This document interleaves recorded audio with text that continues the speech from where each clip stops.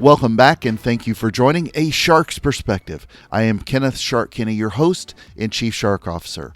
Growing customers is always tough, especially when performance marketing is driven by the right tools, team, channel strategies, regulations, agency partners, and more. It's a lot even in the best of times, so I wanted to take an episode where we hear from someone, not unlike you, who's dealing with this every day as well. It's a story of miracles, if you will, so I hope you're listening.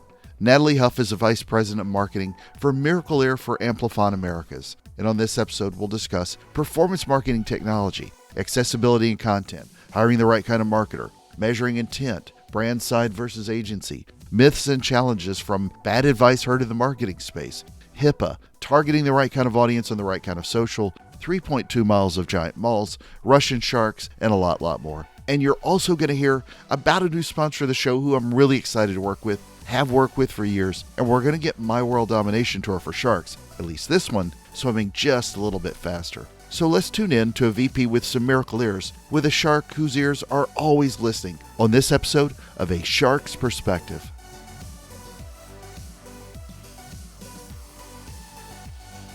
Nataly, thank you so much for joining us today on A Shark's Perspective. Tell us a little bit about your career path, your journey to date.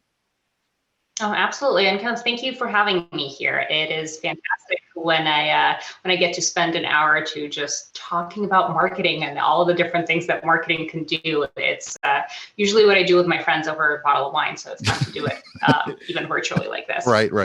My name is Nataly Huff. I am the VP of Marketing for Miracle Ear, which is the most well-known brand for Amplifon Americas.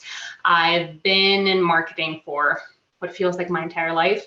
I'm not sure that's necessarily accurate, but originally I started my marketing world in advertising, moving from there to startup, where, as you probably most of you have experienced in startups, you have to be a jack of all trades and wear all the hats, which is always a wonderful learning and growth opportunity.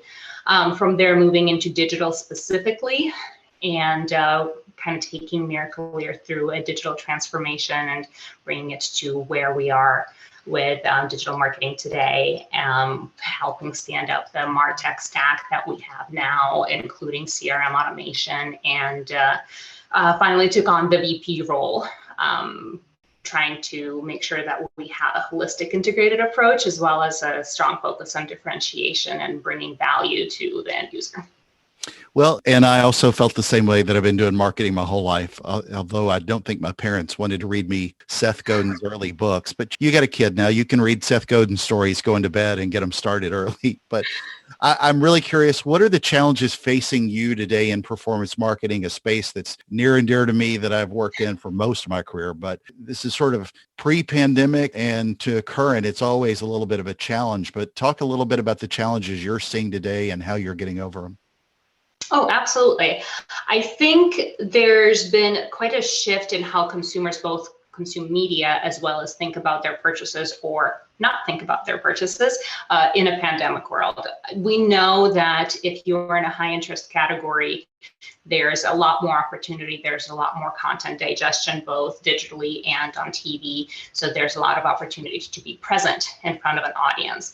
And if you are selling something that is either very high interest or can be an impulse buy, there's a lot of opportunities there.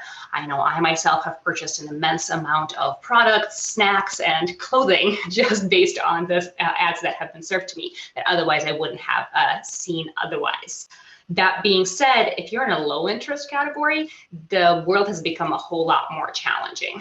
For consumers that are maybe postponing something that wasn't very pleasant anyway, or something that actually requires them to visit a location, it's becoming a lot more challenging to drive response through the advertising that you have. This is where the focus really starts to shift from creating that immediate reaction to creating that need, right? If you think about Miracle Ear, Miracle Ear's focus is to bring better hearing and better lives to their consumers. So talking about the cool technology is going to be one element, but it's still a hearing aid, and people still don't see hearing aids wearable technology, which, someday we'll get to. But if you talk about the need to communicate, especially in a pandemic world, the need to be able to understand and communicate and connect via telecommunication, on Zoom calls, on FaceTime calls, all of those elements are the ones that will help you drive that response. Response rates are still not where they were before. They're still not there. But if you are able to drive that response, that's a much more quality response, and it tends to convert better down the purchase journey after they engage. Then how are you doing that? How are you showing them the need? For example, I think that what the point, especially with just being able to hear on a Zoom call, for example, not every service has got an automatic transcription service either. So No. not everybody's going to jump on a Zoom call and figure out that it doesn't work well. Now I need to go get Miracle Ear. So how do you sort of show that you're a solution for that in that noisy world? Some of that is about just representation, right? Showcasing the fact that these are the challenges that people are having. Some of these things happen naturally. With the hearing loss, there's a lot of people that end up adapting their lifestyle and adapting their communication style to read lips, for example, in order to understand the communication. Well, we've put on masks now, and that whole coping mechanism has disappeared. So for us to bring that as a topic and bring that as potentially content that can reflect the experience that the potential customer might be having, we would be able to connect with them from that standpoint. Additionally, in some cases, you got to pull in those heartstrings as well. You've got to show them what they're missing, especially now that they're missing it more specifically. The concept of those family dinners, those family connections, the heartwarming smiles, all of those things really make people feel, and you have to drive that connection to why that might be missing in the world, not necessarily just because there's a global pandemic, which is kind of a big deal, but also because there's a whole sense that they're not able to rely on to help drive that connection. And last and not least, it's just about being there. There's many brands out there that are still very much focusing on conversion. They're still very much focusing on the sale, but we're all tired. We're all emotionally drained. So creating a supportive message, a message of recognition of where people are, and a here for you message is also helping kind of drive some of those connections. Well, you mentioned this when you stepped into the role and moved into the VP role, but how are you looking at integrating all the channels together now to really drive that? Because integrated marketing plans, I'm still amazed how many people don't integrate this from A to Z within their brand, but it happens all the time and it can be a challenge to implement. And it also depends on how a marketing team evolves within an organization. So think of it from the standpoint, if you have a organization that has now focused on evolving specifically digital marketing, or specifically evolving direct response marketing, or specifically focusing on brand awareness, or specifically focusing on CRM, the focus that is pulled into that particular area oftentimes creates an unintentional silo. So as you're building these functions up, it automatically creates little pockets of efforts and initiatives that don't quite talk to each other. So to answer your question. And by the way, let me add to that. Your customer does not care what silos you create. Absolutely not. Everybody gets so very narrowly channel focused.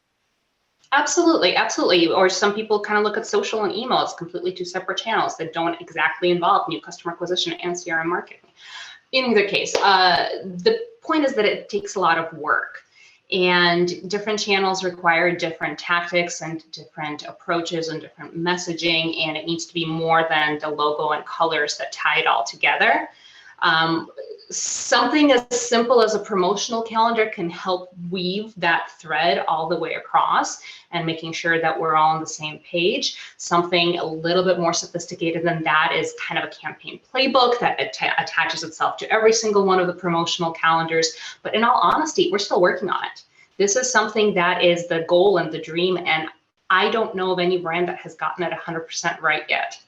And this is where I think There's a lot of technology that helps enable these processes. There's digital asset managers that help trying to kind of put all these together. But there's not a simple solution. There's not a simple answers. There's not a simple path. It takes work. It takes content strategy, creative strategy, and planning and communication and integration. And when you add all of those layers in there, oftentimes you can take out agility. So of course it becomes easy if you're a smaller startup where you have a total of 3 people. It's very easy for you to sit at a desk together and put it all together. But if you're looking at one-to-one personalization in your CRM and you're looking at over 300 versions of messages that are going out to your different segments every single day, connecting that whole network to the TV campaign and the direct mail audiences and the social audiences and the search intents it takes a lot of work.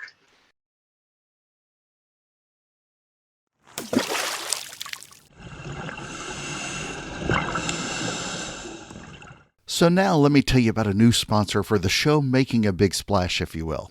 Your favorite shark would only work with the best, and I've worked with a great team at Invoca for several years now. From marketing to sales and commerce to CX, Invoca's active conversation intelligence platform enables revenue teams to create better buying experiences, drive more leads, and increase revenue. Trusted by top brands like Dish Network, Mayo Clinic, Mutual Omaha, Pods, and SunTrust, Greg and the Invoca team are doing some amazing work in turning conversion data into automated action to enhance digital touchpoints and human interaction. Thank you, Invoca. So now, back to the show. How do you look at hiring the right types of performance marketers that fit into that mix to really, again, stitch all the pieces together? This is an ongoing challenge, especially we're in a market that is big. There's a lot of competition for marketing talent with where we are. So finally, yay. Seriously. So for us, it's a focus on the type of mindset. We're looking for people who are happy to dream, but aren't looking to perfect at step 1.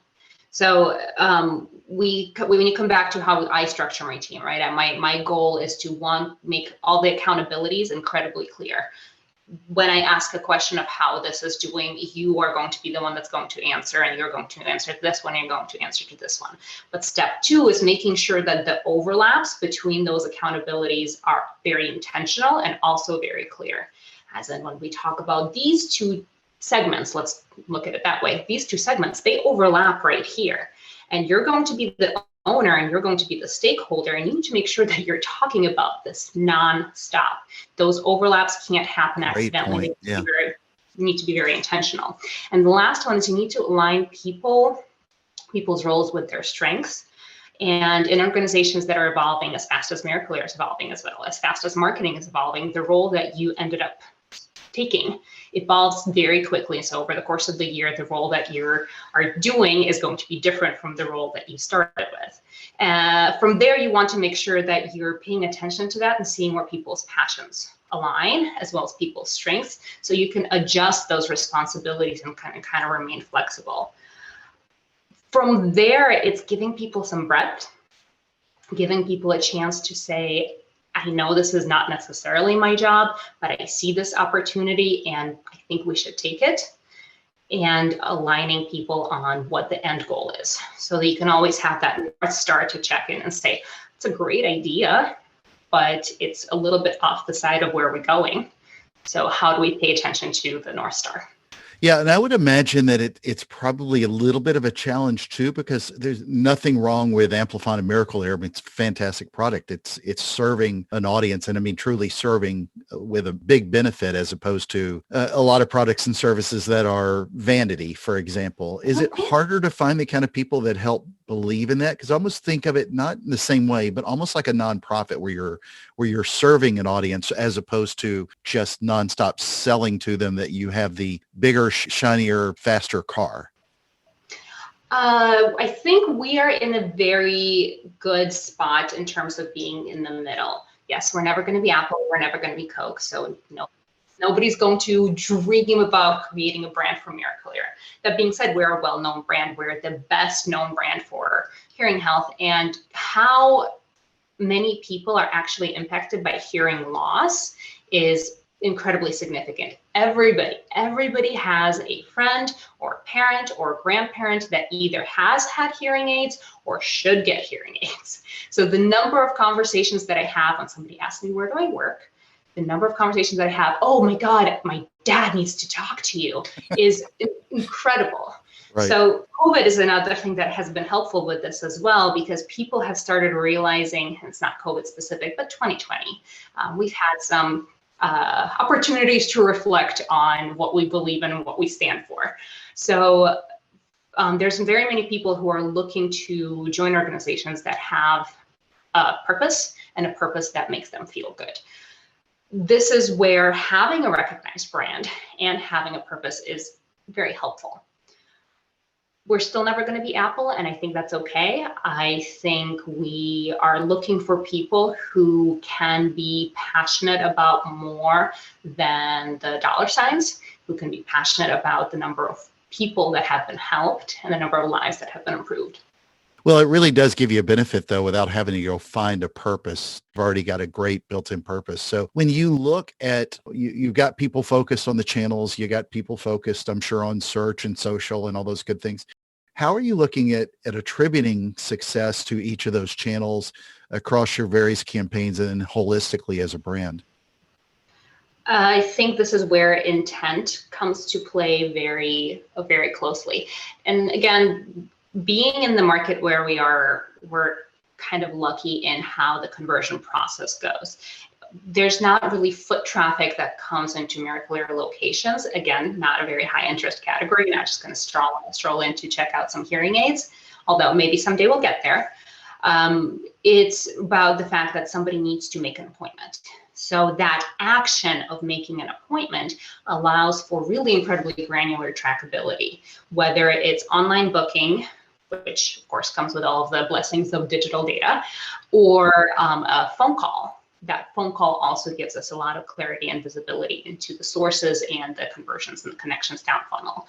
We use a vendor called Invoca, which has been an absolute godsend from the ability to understand who the people are that are calling, where they're coming from, and actually capture the data and the marketing data that we want to attribute, and connecting it to where it needs to go. They have incredibly robust conversational analytics tools that are kind of algorithmic in their nature, that allow for real-time understanding of the context of the conversation, not just the fact that a call has been made, because as we all know, the number of spam and robocalls that are out there in the US right now is a little bit insane. Mm-hmm. So this allows us to actually filter for quality as well as quantity.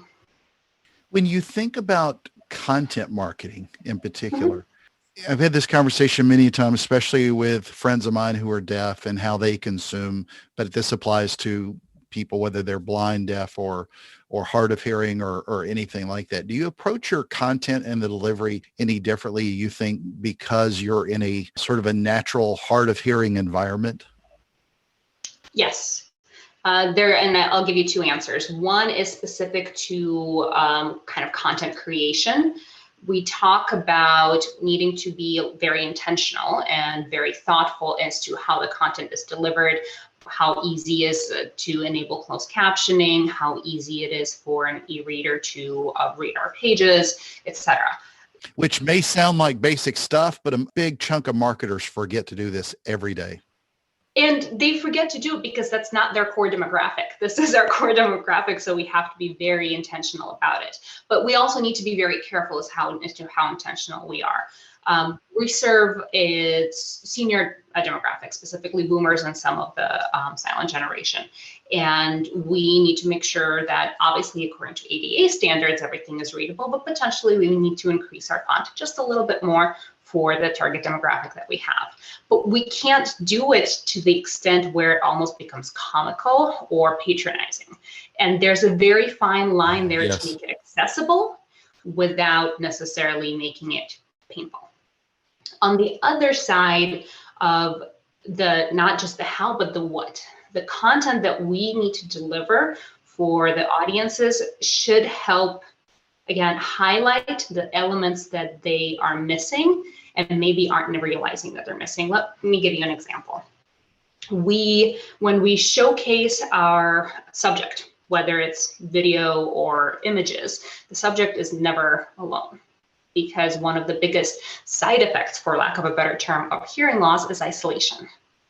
So people tend to withdraw because conversations are challenging, because it is exhausting to try and pay attention and to listen really, really closely and understand the conversation. And we don't want that for the world. We want people to have those connections, to have those communications. So when we showcase our subjects, their subjects are always in a situation where they're close to somebody that they care about and they have that personal connection. If we're showcasing them in a situation, we want it to be a sound-rich environment. The type of hearing loss that Marie-Claire treats is not a sudden onset hearing loss. It is a mild hearing loss that happens gradually over time. So most of our customers remember what the rustling of the leaves sounds like, remember what the sound of the rain sounds like. And for us to kind of remind them those moments, those experiences that were well-rounded, can help them remember that maybe something is missing from their moment today that they need, that we can help fulfill. That's fantastic. So, when we first got connected and talked, we talked about similar backgrounds, and I also have worked a lot with franchises. Talk about the challenges that you run into, because you're not just driving everything to a call center in Minnesota where you are, and everybody comes to one store, if you will. They're going to franchises all over the world. There's many challenges that come with franchising, and there's many opportunities, right? One of the biggest benefits of franchising is that every single person that we work with is incredibly, incredibly invested in the success of the business. And we might have different decisions of how we want to do it. We might have disagree on what the parts that are actually important, but the goal of the campaign or the initiative that we put in place, we're completely aligned on. And for us to make sure that we are supporting those franchisees as well as possible, we need to make sure that we are kind of delivering on our part of the promise. That being said, those franchisees are all individual businesses. And for somebody that has, 100% corporate retail locations or only an online presence, you can have the benefit of a lot more aggregate data when you target completely nationally, or when you target in terms of large geographic areas rather than specific business territories. So it's probably one of the biggest challenges is some of the efficiencies that you can get from true national advertising are not as available in areas where you have to target very narrowly in terms of geography. When you layer on top of that the kind of specific demographic that we have to target, it becomes a little bit more challenging in terms of gaining those efficiencies, which is where there's a benefit to the franchise organization. There's some areas that you're able to aggregate into national programs, but there's specific ones where you just cannot, and you need to make sure that you stay very narrow and very targeted. So you mentioned Invoca, a great Yes. tool that I've used multiple times. What are the other tools that you consider most important as a performance marketer? Well, Invoca, and you've probably heard me say this in other conversations, is Invoca is kind of the linchpin that ties all of those other tools together, right? It's the connector for us in terms of our online and offline data. So let's look at the online aspects. You absolutely need to have some sort of DMP. You absolutely need to have a way to manage your audiences, understand your audiences, and target your audiences. And you need to make sure that you're driving them to a digital experience that is both clean and easy, as well as trackable. So for us, we're an Adobe tech stack. So we use Adobe Experience Manager, Adobe Audience Manager, Adobe Target, and Adobe Analytics. On, I guess it's Adobe Launch now. On the other side of it is, where do you send that data to? We're a Power BI house. So for us, goes into a data warehouse, which kind of translates itself into Power BI reporting. If I were to say to a marketer, kind of the tools that are most important is you can find the right tool for your budget and for your scope. There's many out there, and there's many that are strong. What's most important is how they all come together and how they all speak to each other. There's not a single tool out there that's a silver bullet, that's a one size fits all, that's going to solve all of your problems. It's going to be a jigsaw puzzle, and how you plan to build that jigsaw puzzle together defines how successful you're going to be. So when you think about the tactics, whether it's search or social and everything that helps leverage that intent, what are the tactics you most enjoy as a marketer that you see performing well today versus the ones that we hear a lot from people that are so-called experts? But there's a lot of folks out there that are giving advice that I find questionable all the time. So what are the things that you're hearing generally that help you perform better versus the things that you think maybe are more of a myth or a misconception that you hear a lot? I'm going to go back to the concept of intent, because you need to be very clear in terms of the audience that you're reaching and what that audience wants from you. Let's talk about the most simple and easy one, search, right? It's the beautiful, beautiful platform where the customer is already taking an action. So they're already getting ready for something that is beneficial for them and is ready to convert if you just give them the right experience. And they're telling you in their own words exactly what it is that they're searching for. That using that intelligently is already a very big step. And there are many brands that are not doing that quite to the level that they maybe should. But when you start looking at other platforms, you talk about Instagram, you talk about TikTok, you're talking about Nextdoor, or even something as basic as Twitter and Facebook, there's very different experience, and different consumers go there for different reasons. You need to really understand what your customer is doing there, or what that particular customer is doing there, and bringing them from that platform. If you can't engage with them within that platform, bring them from that platform into another one needs to create as holistic of an experience as possible. Again, and this is probably my most repeated phrase, if there's no silver bullet, there's nothing that is a one size fits all. And to your point, an Instagram follower for Miracle versus an Instagram follower for Coke are going to do very different things. So what are you trying to get them to do? And does that fit with what they're already doing on the platform is probably the biggest area that I'd like to, I guess, in terms of wisdom that I can impart, if there's any. In terms of the challenges that I see with the recommendations from the conferences, we focus a lot on tools.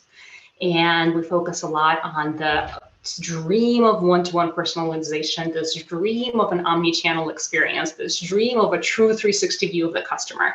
And the tools are very cool. I think we forget that you have to do something with it, right? You can create a million personas, you can integrate a million platforms, and then what? You still need to be very thoughtful and intelligent as to when, how, and with what content you reach that customer. And somebody still has to create it. Somebody still has to manage that content. Somebody still needs to update that content. Somebody still needs to catalog that content. That aspect of it is so rarely talked about. I think at some point in time at the Adobe conference, there was a content velocity track.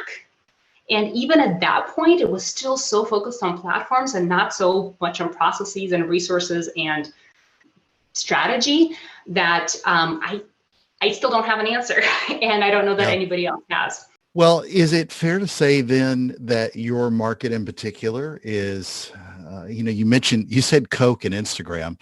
I don't even think of most of the people on Instagram being Coke drinkers anymore. Mm-hmm. It's more kombucha or something like that, something younger that tastes much worse with less sugar. But is it fair to say that, because I think about this a lot with Facebook's their highest growing demographic is 55 and older. Mm-hmm. From everything I've read, is it fair to say that it gives you a good narrow focus when you're doing social to focus mostly on Facebook? I mean, you're not doing a lot of TikTok stuff. No, we are not. Facebook has been a very great channel for us, both with the partnership with Facebook specifically, as well as the audiences they have. I mean, they have very long-standing data source for very many of their users. So it's a very rich environment in which to play, as well as the target demographic is there. They've created many different ad types and engagement platforms that really allow you to both engage the audience, specifically our target demographic, as well as get them to convert. So yes, Facebook has been very, very strong for us. But there's also, again, depending on the intent, there's also something like Pinterest. If you think of our audience, right, they love the home and garden, they love the DIY, these types of pieces of content are great for Pinterest, and the longevity of that content is much, much longer and much, much stronger. It's not going to be that conversion content. It's not going to drive people to book that appointment right away, but it's content that helps create that relationship, helps drive that consideration, helps build that pool of first-party data that you can then go after to target for conversion. So I know that the mindset that I've carried when I've worked at a brand versus at an agency is the same mindset focused on the customer. However, that often gets lost depending on which side most people sit in, because a lot of people have only worked on the brand side or they've only worked on the agency side. How do you look at performance marketing and the customer a little bit differently than how agencies or third parties that support you look at your customer? I think part of it depends on your partnership with your agency. So having done the agency side for just a little bit early in my career, I found that it was completely infuriating to see clients not follow your reactions, your recommendations, and your clear suggestions that are obviously right ones, especially when you're fresh out of college. All your ideas are brilliant. $500 an hour. Exactly. And then that fact is you don't actually get to say the final yes. You don't actually make the final decision. In some cases, almost separates the agency from the true business impact that the initiative is able to drive. On the other side, again, from the client side, you sometimes find challenges with the agency that is so focused on engagement or impressions or top high-level conversions that are not actually impacting the business, that are not the ones that actually pay the bills. And that's where you can have some differences about how you think about it. The challenge really comes from building the right relationship with the right agency. So if your goal is to find a content agency that is able to create that content velocity that we talked about, that is specific to the right audience, and your task of them is to connect with them, to connect with the customers personally and emotionally at the right time, you need to bring that agency in. You need to get them to believe, you need to get them to feel the values and the passions that you have in-house. If your goal is to find reach, and you really are trying to grow that brand awareness and not trying to connect it to the final ROI on the back end, that's a different relationship with the agency. So depending on what you're trying to get out, it's the different level of connection. It becomes additionally challenging for Miracle-Ear or any other medical devices, because then you have HIPAA restrictions, which means that if you need that kind of relationship, you need to find an agency that is able to be HIPAA compliant. And that's not a small feat. Nope. So bringing that visibility, bringing that connection, and bringing the depth of data that comes back in a feedback loop is going to change how those relationships work. But again, think about strategically and planfully in terms of what are you trying to get out of that agency relationship, and making sure that you're giving them everything they need to see the full picture the way that you see it. Yeah, and I'm fascinated by that. I thought about this before. I could have done 2 or 3 shows with you. We could have done a whole show just on HIPAA compliance and then throw a little bit of GDPR type stuff just to add that on top of it, maybe add 2 or 3 more layers. But it's the kind of stuff that the brand folks go through on a day-to-day basis. All right, another question I got to ask. I know since you were originally born in Russia and the Russian word for shark is akula, what is your favorite kind of akula and why? Ooh, that's a really good question. They've got them in the Mall of America now. You can They see do. They a do. nice So little area. my cool experiences are between the Mall of America, Underground SeaWorld, and the Minnesota Zoo. And I'd have to say it's probably the tiger shark. Fantastic. Very specifically because it is One of my favorites. almost unassuming, incredibly beautiful, but still has all the same potential impact, if we're going to use marketing terms, as any other shark. So Nataly, it's a special time on my show where we get to know you a little bit better. Are you ready for the 5 most interesting and important questions you're going to be asked today? Okay, yes, I'm ready. All right. Number 1, winters in Minnesota or winters in Russia? Oh, Minnesota. Really? 100%. Why? Minnesota's set up for winters. Okay. You can go from your heated garage to another heated garage to a heated building across the heated skyway without ever having to go outside. Even the infrastructure for the public transportation, which is not huge, is set up with heaters in the bus stops. So it's designed for the cold. Yeah. I'd rather have winter in Florida. So, all right. Number 2, Mall of America or a normal mall that's not the size of Rhode Island. I mean, the Mall of America is just ridiculously big. Now you can find everything in there, but it's almost a little overwhelming. What is it? 5 floors? It is 5 floors. You can walk something like 3.2 miles. Yeah, they got a roller coaster in there. And they have a roller coaster. So my answer is online shopping. Good answer. Very good answer. All right. Number 3, because you mentioned them a couple times, Coke or Pepsi? Water. Really? Okay. If I have to, it would be a Coke, because if we're looking at a rum of Coke or a Jack and Coke, it would be a Coke. Very good answer. Otherwise, water. All right. Number 4, you talked about a little theater. So Cats or West Side Story? I don't love Cats. It's a great production in terms of production value. So West Side Story. Okay. Well, I would say the answer is neither, because I'm not a musical theater guy. So neither one works for me. Number 5, and the most important question you're going to be asked today is biscuits or cornbread? Ooh, cornbread.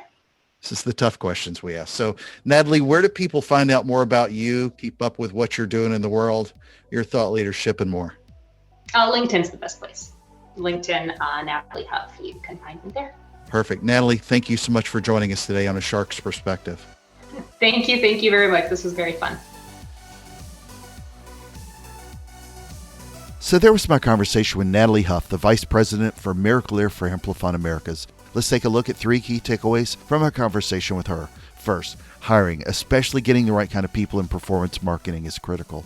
Nataly talked a lot about overlapping roles. And while that may sound clear to your own ears, aligning people on the end goal, your North Star, is critically important, not only for acquisition purposes, but also the ability to truly serve those customers. You've really got to over-communicate that. And something to think about in that a lot of people want to work for Apple or Google or one of those sexier brands, and then they can get behind some corporate purpose or maybe donate some salary to a charity with some of your dollars. But sometimes, and I'll simply add, you can work for some brands like a non-sexy hearing aid company and really make the world a much better place, serving a lot of people rather than just thinking about a cool phone company or a search engine company. If you're truly looking for it, then you can find jobs of service in companies you wouldn't normally expect to think about, but still do a lot of good. Second, really look at your tech stack and how those pieces connect your puzzle.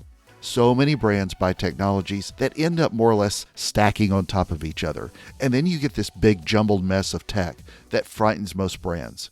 But truly understanding how to take any technology and knowing how to stitch it together will really benefit you and your customer. I see it too many times where people buy a new and cool technology, and then they think about some shiny new feature, or procurement sees a great price, but then you don't spend enough time thinking about how to avoid creating a whole new Rube Goldberg machine internally. As Nataly said, it's how they all come together and speak to each other. Luckily, you get to create your own puzzle. Just don't make it too many pieces that just don't fit. Third, fascinating portion where she talked about reminding their customers about moments in a lot of their advertising. She spoke about rustling of the leaves and how they remember. In a way, it's nostalgic. I'm sure you can make something out of that for yourself, but definitely take another listen. But also, and quite simply, marketers need to think more about accessibility. Not just the physical ramp at the door kind, but digital accessibility as well. For them, it's obvious because it's their core demographic, and they have to think through all of those, but also how their customers access content. Again, we should all be thinking about this as the customers we serve. Got a question? Send me an email to kenneth@asharksperspective.com. Thank you again for the privilege of your time. I'm so thankful for everyone who listens. So now's the time to go figure out whatever aid you need to listen to your customers. Hope I can help you. You may find some miracles in there once you do. Until then, I'm looking forward to when you join me on the next episode of A Shark's Perspective.